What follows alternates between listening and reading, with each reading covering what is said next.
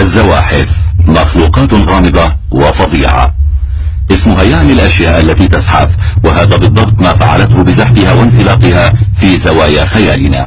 الأفعى المرجانية ليست مضطرة إلى الصراخ لكي تلاحظها، في زاحفا من المحتمل أن يدير ذيله ويهرب.